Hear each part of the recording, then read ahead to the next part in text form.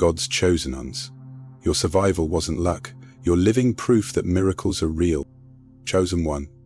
What if I told you the fire you walked through wasn't sent to burn you? It was sent to reveal you?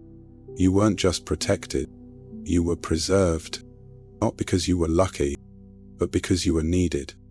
Needed for a purpose this world can't define. Needed for a mission hell tried to cancel. And if you've ever wondered why your life felt harder, why the attacks came early and the betrayal hit deeper, it's because you were never meant to blend in. You were crafted to break cycles. If you were God's chosen one, this message was written in heaven with your name on it. Stay with me, because by the end of this story, you won't just believe you're chosen. You'll remember why hell fears you. I used to think surviving meant I had to stay quiet. I kept my pain folded like laundry, tucked in drawers no one opened. I smiled in pictures. I served in church. I held it together for everyone but myself. But beneath the surface, I was burning, not with rage, not with rebellion, but with a fire that pain ignited and only God could contain. My name is Grace, and before I was ever called strong, I was called too much. Before I was ever praised for surviving, I was silently drowning in a life I didn't choose. The bruises didn't always show up on skin. They showed up in my choices, my silence, my shrinking.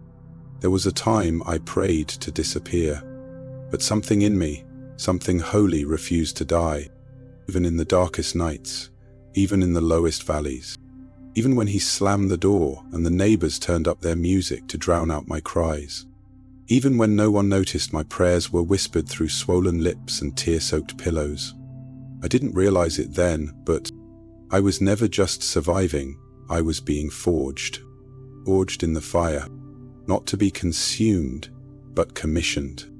Isaiah 43:2 says, "When you walk through the fire, you will not be burned. The flames will not set you ablaze." I've lived those words. Every time I woke up with shaking hands, but still opened my Bible.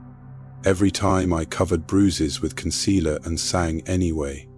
Every time I smiled for my daughter when my soul wanted to disappear. I was not just walking through the fire, I was becoming someone inside it. And now the woman who was once barely breathing, she stands on her porch, coffee in one hand, scars in the other, watching the sun rise, declare, "You didn't die in that fire. You were delivered through it." This is not just my story. This is yours too. Because if you're still breathing after what tried to destroy you, you're not just a survivor. You are proof that purpose still rises from ashes. Part 1. Burned but not broken. A rural Midwest town, late fall. A white farmhouse sits on a patch of land kissed by golden leaves. It's dusk, that sacred hour between sorrow and sunrise. Grace stands barefoot on her front porch, arms folded, eyes locked on the horizon. The wood beneath her feet was worn down by time, much like Grace. She stood there, still and silent, sipping coffee that had long gone cold. The porch light buzzed above her head. Behind her, the house was quiet. Not peaceful quiet. Emptied quiet. The kind that comes after too many slammed doors and unanswered prayers. The wind kissed her cheek, and with it came the memory. A scream, a fist, a prayer. 3 things that defined her yesterday. Everyone thought she was strong, because she stayed, because she smiled, because she always brought extra napkins to the potluck. No one knew what happened when the church lights dimmed, when the man who laid hands in worship used those same hands to shame her at home. No one knew the woman who praised God on Sunday was the same one who cried herself to sleep on Monday. But God knew, and that changed everything. There had been a night, one of many. She had curled into herself on the kitchen floor, not because she was weak, but because she had run out of ways to be strong. She whispered the only prayer she had left. "God, if you're real, get me out." Not 5 minutes later, the silence broke. Not with thunder, not with fire, but with a whisper that sliced through the darkness like a sword wrapped in silk. You are not what happened to you. You are who I called you to be. Rise. She never forgot that voice. It didn't come from outside the house. It came from inside her soul, where the spirit had been waiting. That was 3 years ago. And yet this morning, just like every morning, Grace still stood barefoot on the porch, as if listening for something holy to rise with the sun. Miss Alma from next door had said something strange yesterday. She had leaned in, eyes like lightning wrapped in love, and whispered, "Baby, some fires don't come to burn you. They come to brand you as God's own." Grace didn't know what that meant yet, but something deep inside her, that same place where the spirit once whispered, said, "This fire didn't kill you, because it couldn't." The night she packed her things, the night she slipped her daughter's drawing into a suitcase and left behind everything but the bruises and the Bible. She didn't have a plan, but she had something better. A God who makes roads in deserts and rivers through wastelands. She took a breath. The morning mist was curling over the fields like smoke from a holy altar. Birds began to sing like prophets declaring resurrection. And somewhere in the silence, she heard it again. You didn't come through the fire to stay quiet, Grace. You came through to carry glory. Grace steps back into the house.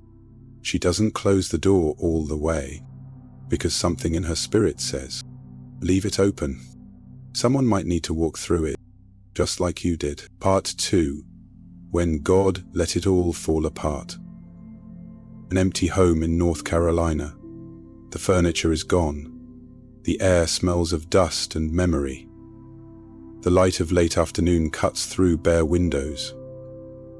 Grace sits cross-legged on the wooden floor, surrounded by silence and a single box labeled Keep. There's a strange stillness after loss. Not the kind that comforts, the kind that confuses. Grace sat on the floor of her former life. No couches, no dishes, no laughter, just an echo. The mortgage company had given her 30 days. The bank gave her silence. And God? Well, that was the question. She looked around. Once, this house held promise. Birthday candles. Bedtime stories. Worship music while folding laundry. But slowly, life unraveled. The job loss. The car repo. The unpaid bills that stacked like reminders of failure. And somewhere in it all, so did she. She picked up a framed photo from the keep box, her and her daughter at the beach, sand in their hair, joy in their eyes. Now all of that joy fit into one cardboard box. Tears slipped without permission. God, why would you let it all fall apart like this? I followed you. I forgave. I stayed faithful when everything else walked away. No response. Just the slow creak of the walls breathing goodbye. Then her phone buzzed. A voicemail from her daughter. Mum, if you're listening, I know it's been hard, but you're still my hero. You still make everything feel like home. I love you. Grace pressed the phone to her chest, and for a second, the silence didn't feel like punishment. It felt like God was giving space for the echoes to settle, for the lies to get quiet, for the truth to finally speak. You think I let it fall apart? The Holy Spirit whispered, but I was letting what wasn't eternal fall away. The day the eviction notice came, she didn't scream, she didn't beg. She sat on the kitchen floor, just like before. But this time, she opened her Bible. Isaiah 48:10. I have refined you in the furnace of suffering. She had always thought refinement looked like fire, but now she understood. Sometimes it looks like loss. There's a holiness to rock bottom. It strips you of titles, of pretending, but what it leaves behind is real. Even now, she whispered, I still have God, and if I have Him, I still have purpose. Grace stood, slowly, quietly. She didn't take the photo. She didn't need it, because she realized something in that moment. I haven't lost everything.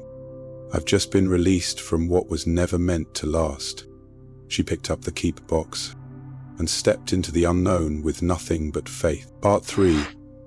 The Black Sheep with a Prophetic Flame. They never said it out loud, but she felt it in the way they looked past her when she spoke, the way conversations conveniently ended when she entered the room, the way their smiles faltered when her honesty cut too deep for their shallow comfort. Grace was never the favorite, not in her family, not in her church, not even in friendships that claimed to be God-centered. She was the one who always asked why. Why are we pretending this is okay? Why do we sweep brokenness under the rug and call it faith? Why does no one talk about the loneliness of obedience? The truth was, Grace didn't fit. Not because she didn't want to, because she couldn't. She tried, God knows she tried. She wore the dresses they said were appropriate. She stayed silent in rooms full of gossip. She raised her hands in worship while her heart bled questions. But still, she didn't And somewhere along the way, Grace began to believe that maybe something was wrong with her. Why couldn't she just play along like everyone else? Why did sermons make her weep while others scrolled on their phones? Why did she sense things in people, in atmospheres, before a single word was spoken? Why did she feel so deeply? Too deeply. That's what they said. You're too sensitive, Grace. You're too intense, too serious, too... She wore those words like chains for years. But God never said that. In the quiet, when it was just her and him, he didn't call her too much. He called her set apart. She remembered the first time he whispered it. You're not broken, Grace. You're burning. At the time, it didn't make sense. All she felt was exhaustion. From performing, from pretending, from being surrounded by people who loved the version of her they had invented, but never the real her. It wasn't just the world that rejected her. It was the church, too. The very place that should have felt like home made her feel like an outcast. They praised uniformity, but Grace carried fire. They preferred sermons that soothed, but Grace had dreams that warned. She stopped volunteering. She stopped trying to fit in. She stopped showing up to places where she felt invisible. For a while, she wondered if maybe she had walked away from her calling. But slowly, painfully, God revealed the truth. She wasn't walking away. She was walking out of confinement, of performance, of people-pleasing, prisons. The rejection was never personal. It was prophetic. He was removing her from the crowd so she could learn to follow him alone. There was a season Grace didn't tell anyone about, the one where silence was her only friend. No social invitations, no ministry opportunity, no texts returned. She thought she had done something wrong, until one night, wrapped in a blanket of shame and moonlight, she opened her Bible and read Jeremiah 1. Before I formed you in the womb, I knew you. Before you were born, I set you apart. Tears streamed. Not because it was beautiful, but because it was familiar. Set apart. That was it. That was the word. The reason. She wasn't overlooked. She was hidden. God didn't forget her. He protected her from platforms that would have crushed her, from crowds that would have consumed her, from people who would have praised her publicly and crucified her privately. He was preserving her for a mission she didn't yet understand. A mission that didn't require popularity, only purity. The more time she spent in silence, the more she began to hear him. Not audibly, but unmistakably.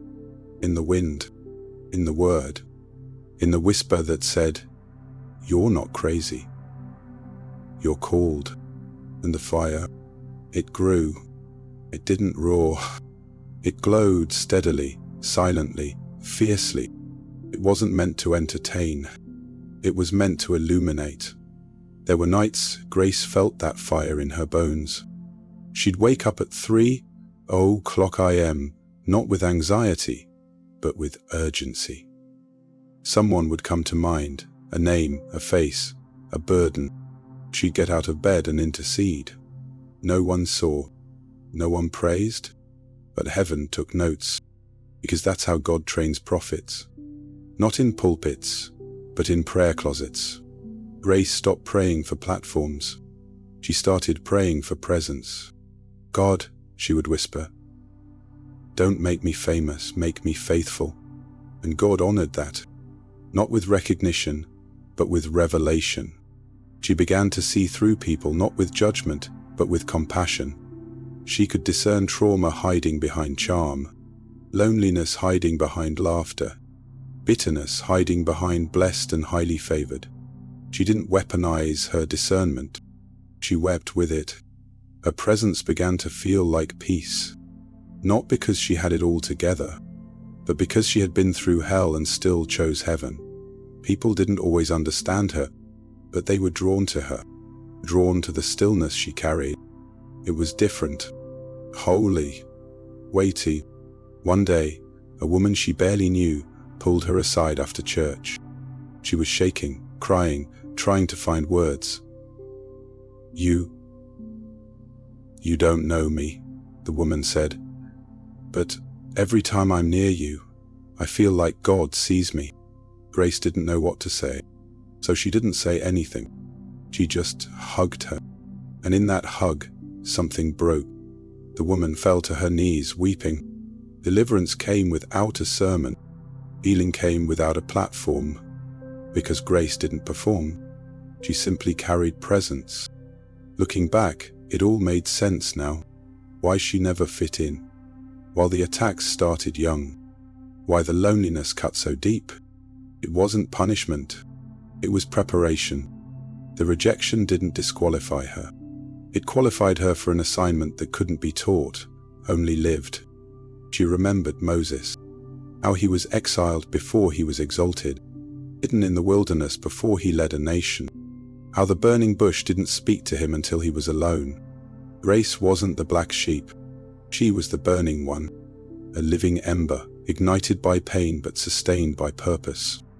And no, she no longer walked into rooms hoping to be seen. She walked in looking for who to see. She didn't crave acceptance. She carried authority. The same rooms that once ignored her now leaned in when she spoke. But she didn't speak often. She didn't need to. Because when you've met God in the wilderness, your silence carries more thunder than their shouting ever could. She forgave the ones who left, not because they were right, but because they helped reveal what God always knew. She was never meant to fit in. She was meant to lead, and not from a stage, from stillness, not with ego, with empathy. Grace was no longer the outcast.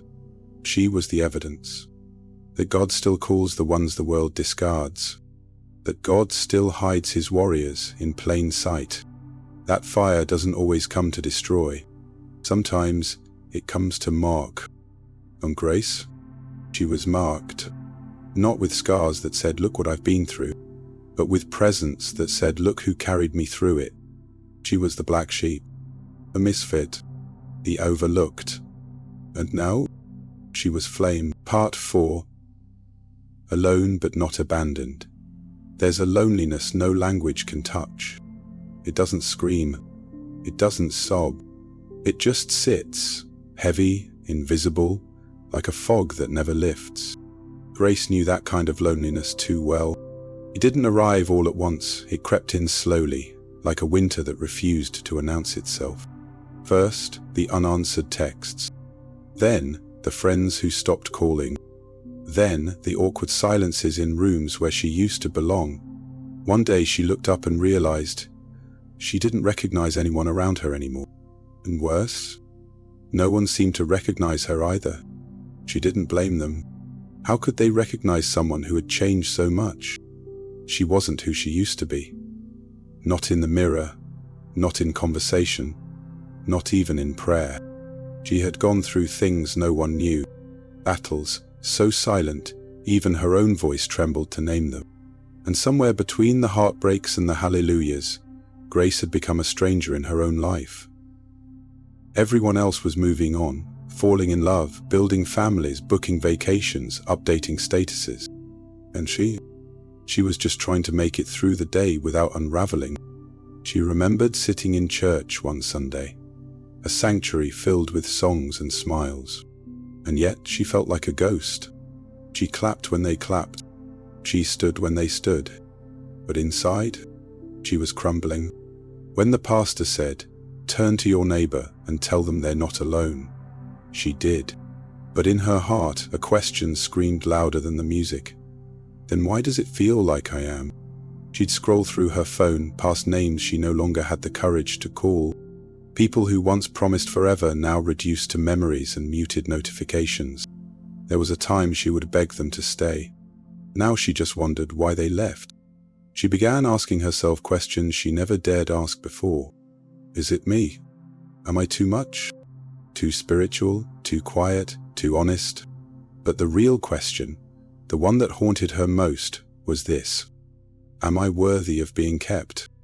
Because it wasn't just the loss of people that broke her. It was the loss of belonging. One night, she broke. Completely. She had cooked dinner for one, lit a candle to feel less alone, then sat down at the table and cried into her plate. No music, no prayer, just tears. It wasn't a cinematic kind of crying. It was the kind that leaves you hollow. The kind that asks, "God, if you're still here, why does it feel like you're not?" And in that silence, something strange happened. She remembered a verse she hadn't read in months. "Even though I walk through the valley of the shadow of death, I will fear no evil, for you are with me." She hadn't opened her Bible that day. She hadn't even spoken his name. But somehow, he showed up anyway. That night, he didn't shout. He didn't thunder. He didn't split the sky. He just stayed. Stayed in the ache. Stayed in the questions she didn't dare ask out loud. And for the first time in weeks, she felt something sacred settle inside her. She wasn't alone. She never had been. Yes, people left. Yes, friends forgot. Yes, she had to grieve connections she once built her life around. But not once did God leave her. She just hadn't known how to hear him in the stillness. She had been listening for thunder, but God had been whispering. She had been waiting for answers, but he had been offering presence. She had been asking for company, and he had been offering communion. In the days that followed, she started seeing the evidence. Not dramatic, not loud, just enough to remind her. A song would play at just the right moment. A stranger would smile with a warmth that felt like a message. A verse would appear on her screen, echoing her exact thought. It was God, moving in the mundane, breathing in the quiet, waiting in the pause. And she began to understand something. What felt like abandonment was actually alignment. God hadn't isolated her to punish her. He had separated her to sanctify her. He was weaning her from codependency, peeling her away from counterfeit comfort, training her to stop seeking validation from people who didn't carry her destiny. Grace had always been the one who held everyone together, the encourager, the prayer warrior, the strong one. But now, there was no one left to hold her. And that was exactly the point. Because only when everything external was stripped away, could she finally recognize the one who had been holding her all along. She remembered Hagar, how she fled to the desert, sure that no one saw her, that no one cared, that her story didn't matter. And then God showed up. Hagar gave him a name, El Roi, the God who sees me. Grace whispered that name one night in bed, staring at the ceiling through blurry eyes. El Roi, I don't need you to fix it right now. I just need to know you still see me. And he did. Not long after, someone she hadn't heard from in years messaged her. You were on my heart today. I don't know what you're going through, but I'm praying for you. Grace smiled. She didn't need an audience. She didn't need a flood of replies. That one message was a divine fingerprint, a reminder that God knew exactly where she was. Something began to shift after that. Not in her circumstances, in her spirit. She stopped checking her phone for company. She started waking up to pray, not because she had to, but because she wanted to. She journaled again, worshipped in her kitchen again, laughed again, alone but never abandoned. And slowly she began to realize something that would forever shape her life. God hides what he values. He hid Moses in a basket. He hid David in fields. He hid Elijah in caves. He hid Jesus in Egypt. And he hid grace in silence, not to punish her, but to prepare her. She was being anointed in the absence of applause, strengthened in solitude, taught to hear the whispers of God over the noise of the crowd. And now, she no longer feared being alone, because she had discovered the truth. Intimacy with God will always feel like isolation from the world. And what she had gained in that secret place, no one could take it. She didn't need a large circle anymore. She needed a deep well, and the well, it had been dug in the dark, in the tears, in the prayers she didn't think reached past her ceiling, but they did, every one of them. Now, when others come to her, weary, abandoned, unseen, she doesn't offer cliché answers. She offers presence, because she's been there. She knows the sound of holy silence. She knows the weight of unanswered prayers. She knows what it feels like when the whole world moves on and God stays. They say you can't minister until you're whole. Grace disagrees.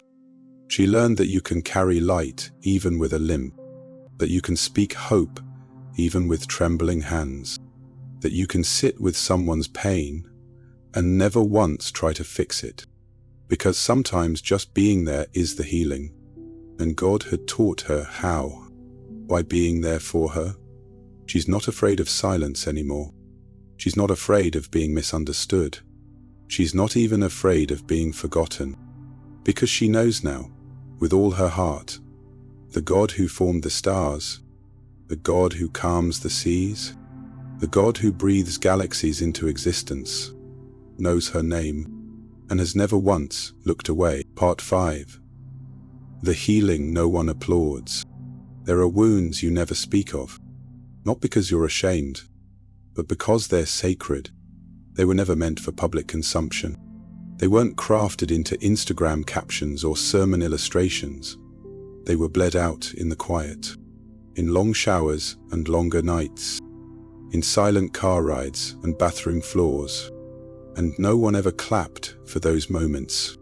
No one said, "You're doing great," when all you did was wake up and keep breathing. This was the kind of healing Grace walked through. Not the kind with milestones and "you got this" text messages. The kind that started the moment she stopped pretending she was okay. The kind that began with a whisper. "It's not your fault." Those words broke something in her, but they also began to build. Because for so long Grace had believed the lie that her pain was punishment, that her story was too messy to matter, that her survival had to be silent. She was taught to endure, not express, to smile through storms, to hold her tears like sins. But healing doesn't happen in performance. Healing begins in permission. And one day, she gave herself permission to feel, to grieve the childhood that was more survival than celebration, to mourn the father who was present in body but absent in spirit, to admit that sometimes the most painful part of her story was that she never got to be the child. She was always the fixer, the peacemaker, the responsible one. But inside, she was a little girl who just wanted to be held. And when she finally said it out loud, the shame tried to rise. But something louder crushed it. I saw it all. God. There were moments she thought healing would look like joy, but it didn't, not at first. To look like silence. Like sitting in a room full of people and realizing she no longer needed their approval. It looked like boundaries that others called attitude. It looked like tears at midnight and songs that only made sense to broken hearts. It looked like telling her therapist, "I don't want to just survive. I want to feel whole." And even in that confession, something began to shift. Because healing doesn't begin with answers. It begins with honesty. She began to notice things, like how she apologized every time she spoke up, how she flinched when someone raised their voice, even if it wasn't at her, how she braced herself for abandonment in every relationship. These weren't personality quirks. They were survival reflexes, and until she named them, she couldn't heal from them. So she began naming them, and with every name she took back territory. This wasn't just therapy, it was deliverance. She used to beg God to remove the pain. Now she thanked him for revealing it. Because what you don't face, you pass on. And Grace had decided, this ends with me. She refused to let unhealed wounds become her daughter's inheritance. She refused to let silence continue what trauma began. It was messy. Some days she relapsed into overthinking, into fear, into numbness. But relapse isn't failure. It's part of the fight. And God never left her in those moments. He met her there every single time. Not with shame, not with rebuke, but with whispers like, you're not going backwards. You're just pausing, and I'll sit with you in the pause. She remembered David in the Psalms, pouring out his soul, not to impress God, but to invite him. That gave her permission to scream into her pillow, to write pages of prayers that ended in amen, to say, God, I don't feel you right now, but I'm still here. And somehow that became her offering, not polished, not perfect, but present. And heaven honors presence. She stopped praying for a quick fix. She started praying for truth. Show me what's really broken, and then help me build with you. And God did, one memory at a time, one lie at a time, one layer at a time. He didn't yank her out of the fire. He stood with her in it, like he did with the 3 Hebrew boys. No escape, but no burn either. She stopped performing healing and started practicing it. Sometimes that meant canceling plans and staying home. Sometimes it meant choosing forgiveness before she felt ready. Sometimes it meant journaling instead of texting. It often looked boring, but in the spirit, she was breaking chains. One day she looked in the mirror and didn't see the broken girl anymore. She saw someone becoming, not because the pain vanished, but because it no longer defined her. She wasn't ignoring her past. She was redeeming it. She wasn't denying her trauma. She was dismantling its power. She didn't wait for an apology that never came. She chose peace anyway. That's healing. No spotlight, no parade, just her and God and the sacred work of resurrection. Peace buys sacred peace, she remembered. Heals the broken-hearted and binds up their wounds. She didn't just read it, she lived it. Now, she doesn't need people to understand her pain. She needs them to see her peace. Because that's the proof.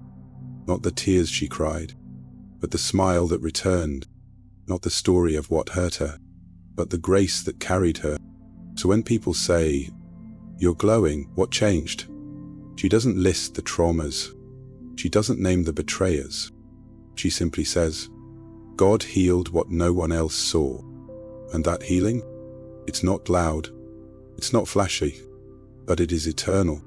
Because it reaches beyond her, to her family, to her daughter, to strangers who sit near her and suddenly feel safe. She healed from what wasn't her fault. And now her life carries healing for others. That's the miracle no one claps for. But heaven throws a party every time she chooses love over fear, mercy over shame, peace over performance. She's no longer walking around with open wounds. She's walking with holy scars, and even they shine. Part 6. Loving while limping. You wouldn't know it by looking at her. She smiles. She serves. She shows up when others don't. But if you looked closer, past the kindness in her voice, past the warmth in her hugs, then you'd see it. Not the physical kind, the soul limp, the one that comes from walking through things you never talk about, the one that comes from carrying others while you were bleeding, the one that whispers, "How can I give so much when I'm still so broken?" Grace knew that question well. She asked it almost daily, because no matter how many healing scriptures she memorized, how many therapy sessions she attended, how many boundaries she built, some parts of her heart still ached. Not all the time, but sometimes, when the house was too quiet, when the memories knocked louder than her worship, when she gave encouragement to others that she secretly needed herself. Grace had become the strong one, not because she had no weakness, but because she refused to let weakness disqualify her love. She was the friend who texted first, the woman who baked for funerals, the one who prayed even when her own spirit felt dry, not out of obligation, but out of something sacred, compassion born in fire. She learned something few are willing to admit. You don't have to be fully healed to be wholly useful. She stopped waiting until she felt 100% to serve.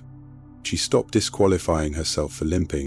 She realized, even Jesus still bore scars after resurrection. And if he could lead with love while marked by pain, so could she. There was a night when she sat with a friend in grief. They didn't talk much. They didn't quote scripture. They just cried. And Grace, with her own chest tight and throat raw, simply reached across the couch and said the only words that ever really helped her. "You're not crazy. You're just human. And God is here, even now." That friend later said, "You didn't fix it, but you made me feel safe." And that's when it hit her. That's what love looks like, when it limps. Grace didn't wear her pain like a badge. She wore it like a reminder that softness is still strength, that listening is still leadership, that healing isn't a prerequisite for impact, obedience is. And even when her own soul whispered, "You're not enough," God whispered louder, "You don't have to be enough." There were days she felt empty.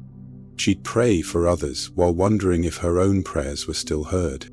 She'd encourage marriages while wondering if she'd ever have one again. She'd give hugs when what she really needed was one. But she never stopped giving, because she had learned the sacred rhythm of heaven.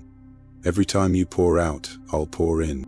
Some nights she came home after serving and collapsed into bed, not with exhaustion, but with release. Because even though she limped, she loved. Even though she bled, she blessed. Even though she grieved, she gave. And in the quiet of her room, God met her there, not with accolades, but with affirmation. "I saw you. I saw how you smiled when your heart was heavy. I saw how you listened while no one asked how you were. I saw how you gave, not out of overflow, but out of obedience." And that voice, that presence, was worth more than any applause. Grace started seeing her limp differently, not as a liability, but as a language, a way of connecting with those who were still crawling, a way of saying, "I get it. I've been there. I'm still there." And people felt it. They couldn't explain it, but they felt it. Her presence made the air feel softer. Her words felt like balm, because they weren't coming from performance. They were coming from presence, from being with God, even in pain. One afternoon, a teenager from church walked up to her after service. Shy, eyes full of something too deep for her age. She said, "I don't know why, but when I sit near you, I don't feel so afraid." Grace knelt, looked her in the eyes, and said, "That's not me, baby. That's what happens when Jesus walks into a room with a wounded woman who refused to quit." Her limp didn't slow her down. It anchored her, kept her humble, kept her reliant, kept her close. She no longer needed to impress anyone. She was walking proof that God uses limping lovers to heal the world. That a woman who still battles insecurity can still speak destiny over others. That someone who cries in secret can still carry hope in public. That healing is not a finish line, it's a lifestyle. And this was the revelation that changed her. Love isn't only real when it's easy. It's most real when it's hard. When it costs you sleep. when it demands you forgive, when it asks you to show up again. Even when no one showed up for you. That's agape. That's Christ. That's kingdom. Grace may never write a book. You may never stand on a stage. She may never be known by thousands, but she is known by heaven, and the angels take notes. Every time she loves through pain, shines through tears, smiles through heaviness. To the world she may look ordinary, but in the spirit, she's a weapon, a midwife of hope, flame in the dark, and her limp, it doesn't stop her, it leads her straight into the arms of the one who said, "My grace is sufficient for you, for my power is made perfect in weakness." Part 7. Harry Griffith. Becoming the answer to her own prayer. There was a time Grace didn't pray bold prayers. She prayed small, the kind of prayers that didn't dare ask for too much, because she didn't believe she was worthy of more. She whispered things like, "God, just help me get through today. Help me not break again. Help me breathe." And those prayers, they were holy, not because of how big they were, but because of how honest they were. But slowly, quietly, something began to shift. The girl who used to beg for survival started to believe she was built for more. It didn't happen all at once. It happened in moments, like the time she realized her laughter didn't sound forced anymore, or when she set a boundary without apology, or when she walked past a mirror and for the first time in years, didn't pick herself apart. She didn't just heal, she rose. And one morning, coffee in hand, journal open, sun kissing her skin like a divine affirmation, Grace wrote words that made her hand shake. "God, I want to live the life I used to pray for." That sentence sat on the page like fire, because somewhere in her soul she realized she already was. No, not perfect, not without struggle, but peaceful, rooted, awake. The woman who once cried out, "Will I ever be whole?" was now speaking life over others. The woman who once begged God for healing was now the vessel he used to deliver it. Show the answer to her own prayer. Think of Hannah, Aaron, weeping in the temple, misunderstood by priests. But God heard her whisper, and one day, that same womb that held sorrow, held Samuel, a prophet who would anoint kings. Grace understood that now. The deepest ache of yesterday had birthed the greatest anointing of today. She didn't ask for influence, she asked for intimacy, and God answered both, not with platforms, but with presence. She started noticing people leaned in when she spoke, not because she was loud, but because she was anchored, not because she knew it all, but because she carried what mattered. She used to pray, "Go send someone to help me." Now she was the one God sent. She became the woman she needed. When she was drowning, she became the mother her younger self longed for, the friend she once begged God to send. The intercessor who didn't wait for the stage, she stood in the gap in kitchens and car rides. She no longer waited for someone to show up. She showed up, because healed people heal people. And now, every step she took was a miracle. Not because the road was smooth, but because her heart was steady. She remembered a night, years ago, when she sat on her bathroom floor in the dark, whispering, "God, if you don't come through, I don't know how I'll make it." And now in the same room, she stood in the mirror, tears of gratitude in her eyes, and whispered, "You did come through. You came through me." That realization shook her, not because it was self-glorifying, but because it was God exhorting. He had written her prayers into her. Every breakdown birthed discernment. Every abandonment unlocked authority. Every silence taught her how to listen to heaven. She was walking scripture, breathing testimony. There was a woman at work, quiet, nervous, invisible. One day, Grace saw her crying in the restroom. Well, Grace might have said, "Not my place," but healed Grace. She gently walked up, sat beside her on the floor, and said, "You don't have to say a word. I just want you to know, you're not alone." And that woman wept, because sometimes the most powerful miracle is presence, and Grace carried it, not because she was special, but because she was available. She stopped asking, "Why me?" and started asking, "Who needs what I once needed?" And suddenly, doors opened. Not glamorous ones, but God-ordained ones. Phone calls from hurting women. Messages saying, "I don't know why, but I feel like I can talk to you." And Grace no longer saw that as random. She saw it for what it was, a divine answer to the prayers she prayed years ago. Now, when she prays, she still asks for things, but not out of desperation, out of partnership.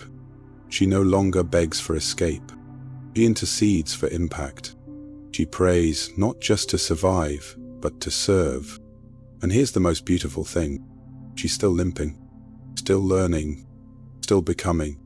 But the woman who once cried, "God, please save me," now walks into rooms as living evidence that he did.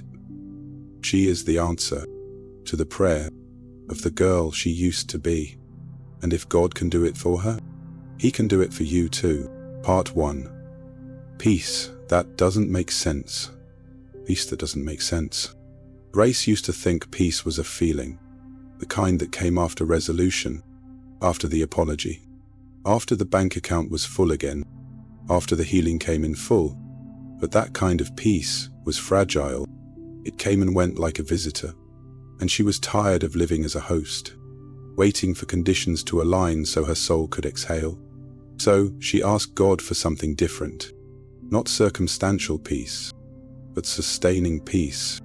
"I don't want calm that comes and goes," she whispered in prayer. "I want the kind of peace that makes no sense to the world." It didn't arrive like she thought it would. There was no lightning, no sudden shift in atmosphere, no immediate change in situation, but slowly, quietly, almost like breath, it came. She was standing in line at the grocery store when it settled in. Nothing special was happening, but her thoughts, once loud and anxious, felt still. She didn't check her phone for bad news. She didn't scan the room to see who was watching. She was simply there, present, whole, unrushed. And that was the miracle. Peace became a person to her, not a concept, not a mood, but Jesus himself. He himself is our peace. And when you carry a person, you don't have to carry fear. There were still storms, still unpaid bills, still unanswered prayers, still nights she didn't understand the silence. But Grace no longer waited for the storm to pass to feel safe. She anchored in the storm, and peace, that impossible holy peace, became her shield. She used to panic when the phone rang late at night. Now, she paused and prayed first. She used to spiral after a bad report. Now she asked, "God, what do you want me to see in this?" She used to react. Now, she responded, because peace wasn't passive, it was power. Think of Jesus sleeping in the boat. Waves raging, disciples freaking out, and there he was, asleep on a cushion. Not careless, confident. That kind of peace doesn't come from circumstances. It comes from certainty. And that's what Grace had found. Not certainty in outcomes, certainty in God. There was a morning she got news that should have broken her. Delay, rejection, and instead of collapsing, she brewed tea, turned on worship, and said, "Okay, God, I trust you anyway." She didn't say it because she felt strong. She said it because her spirit was rooted. And peace, the kind that passes understanding, wrapped around her like a blanket fresh out of heaven's dryer. She began to smile differently. Not the performative kind, the anchored kind. The smile that says, "I've seen too much of God's faithfulness to be shaken by this." That smile made people ask questions. Aren't you freaking out? How are you still calm? Don't you care? She'd smile wider and say, "Of course I care.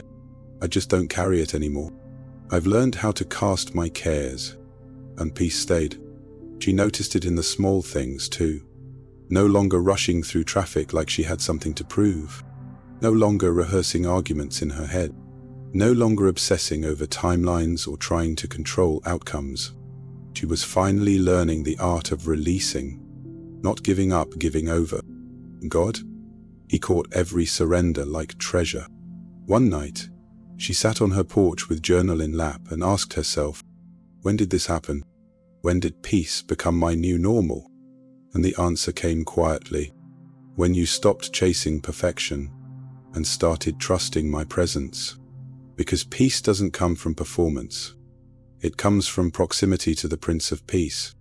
Grace didn't get everything she wanted, but she got what she needed. Rest in the middle of questions. Stillness in the middle of storms. Clarity without needing control. She no longer needed every prayer answered to feel secure. She just needed to know she was held. People used to say, "You look different. What changed?" She'd respond with one word, peace.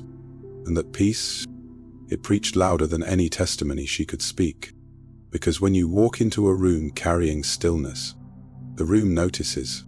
Hearts soften. Atmospheres shift. People breathe easier. All because someone decided to live unshaken.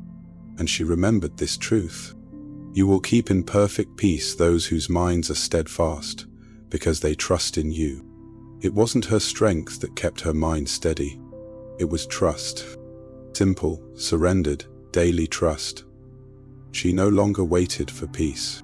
She walked in it, even when the path was unclear, even when others panicked, even when the outcome wasn't what she hoped. Because peace wasn't a place she visited. It was a home she carried. Part 9. Obedience in the shadows. Obedience isn't always loud. Sometimes it looks like saying no when your whole body wants to say yes. Sometimes it means walking away, even when your heart stays. Sometimes it's as small as deleting a number, ending a habit, or pausing before replying. Grace learned that obedience often doesn't look holy, directive hidden. It's not the prayer shouted into microphones. It's the whisper in the dark. God, I'll follow you even here. There was a season when no one saw her obedience. No praise, no affirmation, just God, and her decision to still say yes. She said yes to forgiveness again, even when it made her feel weak. She said yes to boundaries that cost her relationships. She said yes to stillness when hustle called louder. Not because it felt good, but because it felt right. It started with small things. Returning the money that wasn't hers. Cancelling a trip she felt checked in her spirit about. Choosing to stay home and worship when her friends said, "You're doing too much." She used to care what people thought. Now, she cared more what heaven recorded, because she realized private obedience writes public legacy. She remembered when God told her to leave a relationship, not because he was abusive, not because it looked wrong, but because it wasn't aligned. He was good, but not God-sent. And that was harder, because the flesh says he's better than being alone. But the spirit says, I have best if you'll trust me. So she left, and cried, and waited, but never regretted. Obedience always cost something, and for grace, it cost applause, approval, comfort, control. But in its place, she gained something more powerful, anointing, not the platform kind, the kind that flows in quiet rooms, the kind that makes people feel safe around you, the kind that heaven trusts with assignments. There was a night she said yes again. She was invited to speak at a small group, a last-minute replacement. Just 10 women in a living room, nothing fancy. She almost declined. She was tired, unprepared, emotionally drained. But the whisper came. No. She obeyed. And that night, one woman gave her life to Christ. Another admitted she had been planning to end her life until Grace spoke. She came home in tears. God, I didn't feel ready, he whispered. But you were willing. That's all I needed. That's what obedience looks like in the shadows. It's not showy. It's not strategic. It's surrendered.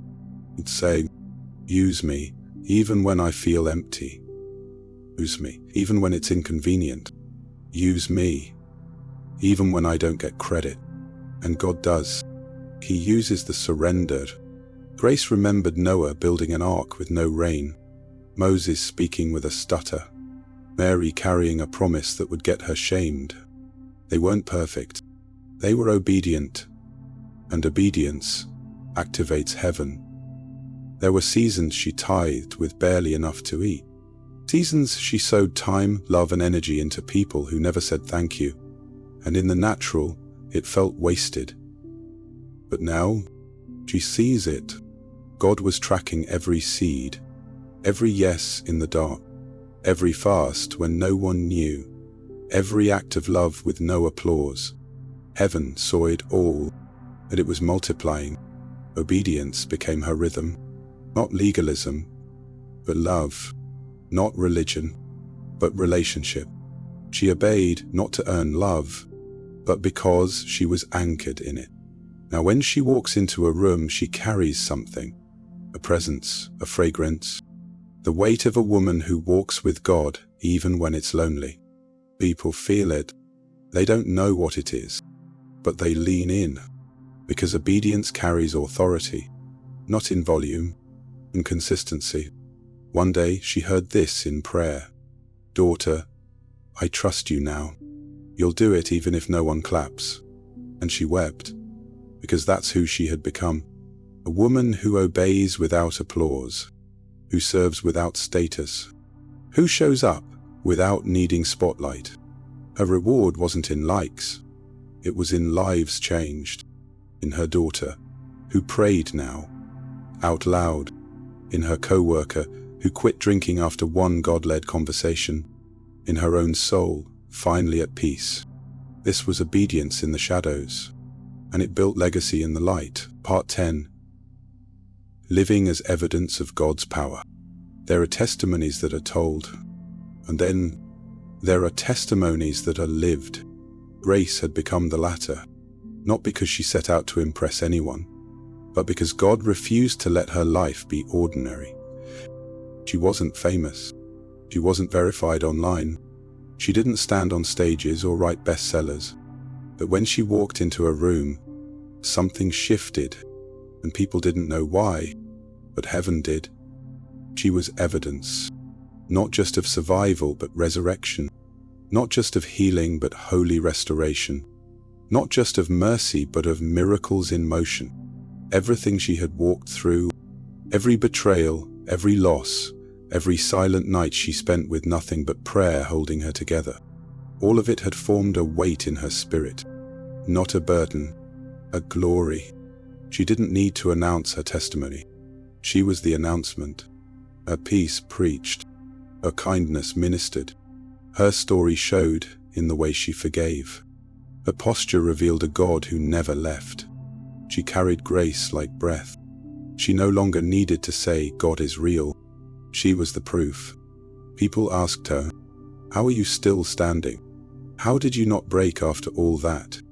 Why do you still believe?" She smiled and said the same thing every time.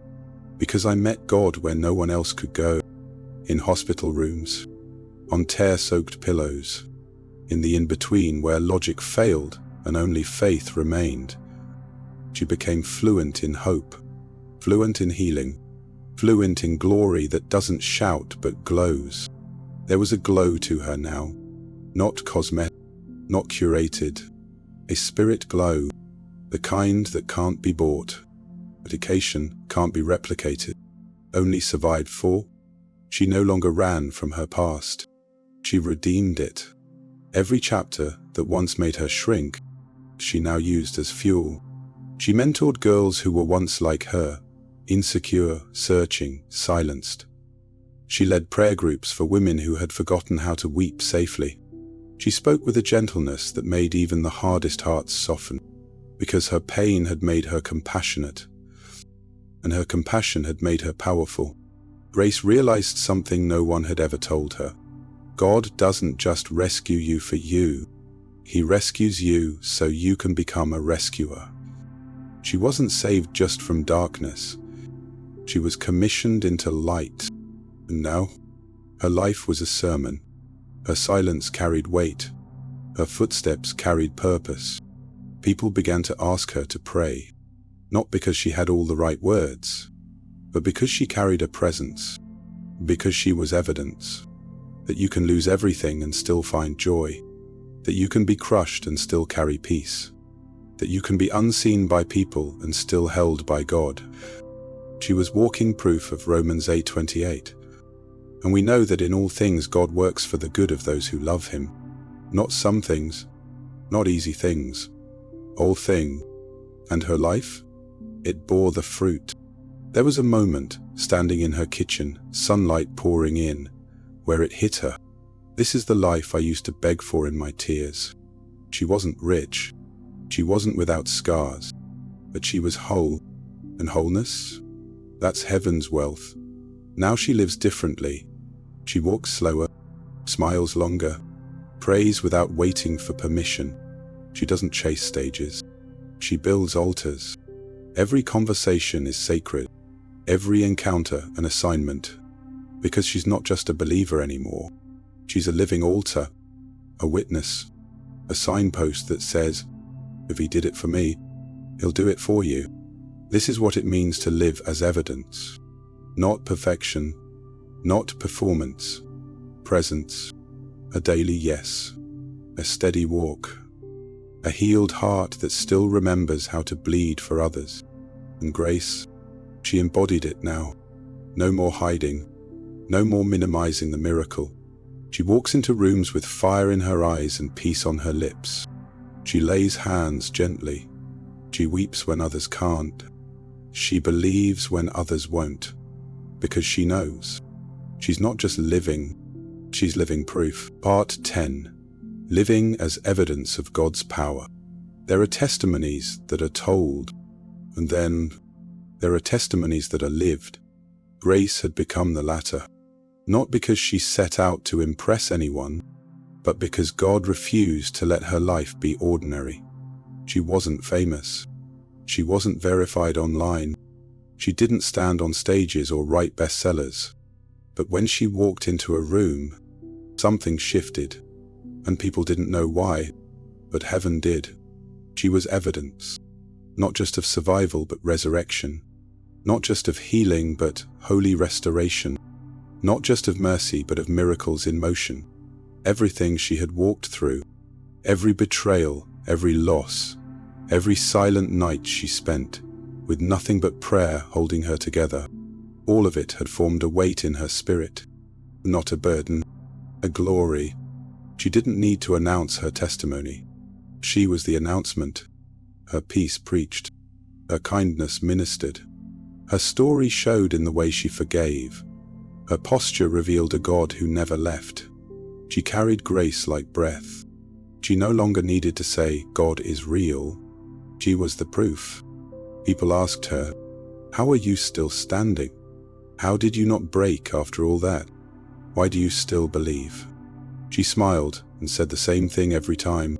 Because I met God where no one else could go. In hospital rooms, on tear-soaked pillows, in the intermedium where logic failed and only faith remained. She became fluent in hope, fluent in healing, fluent in glory that doesn't shout but glows. There was a glow to her now, not cosmetic, not curated, a spirit glow, the kind that can't be bought, can't be replicated, only survived for. She no longer ran from her past. She redeemed it. Every chapter that once made her shrink, she now used as fuel. She mentored girls who were once like her, insecure, searching, silenced. She led prayer groups for women who had forgotten how to weep safely. She spoke with a gentleness that made even the hardest hearts soften, because her pain had made her compassionate, and her compassion had made her powerful. Grace realized something no one had ever told her. God doesn't just rescue you for you. He rescues you so you can become a rescuer. She wasn't saved just from darkness. She was commissioned into light. And now, her life was a sermon. Her silence carried weight. Her footsteps carried purpose. People began to ask her to pray, not because she had all the right words, but because she carried a presence, because she was evidence that you can lose everything and still find joy, that you can be crushed and still carry peace, that you can be unseen by people and still held by God. She was walking proof of Romans 8:28. And we know that in all things God works for the good of those who love him. Not some things, not easy things, all things. And her life, it bore the fruit. There was a moment, standing in her kitchen, sunlight pouring in, where it hit her. This is the life I used to beg for in my tears. She wasn't rich. She wasn't without scars. But she was whole. And wholeness? That's heaven's wealth. Now she lives differently. She walks slower, smiles longer, prays without waiting for permission. She doesn't chase stages. She builds altars. Every conversation is sacred. Every encounter, an assignment. Because she's not just a believer anymore. She's a living altar, a witness, a signpost that says, if he did it for me, he'll do it for you. This is what it means to live as evidence. Not perfection, not performance, presence, a daily yes, a steady walk, a healed heart that still remembers how to bleed for others. Grace, she embodied it now. No more hiding, no more minimizing the miracle. She walks into rooms with fire in her eyes and peace on her lips. She lays hands gently. She weeps when others can't. She believes when others won't. Because she knows she's not just living, she's living proof.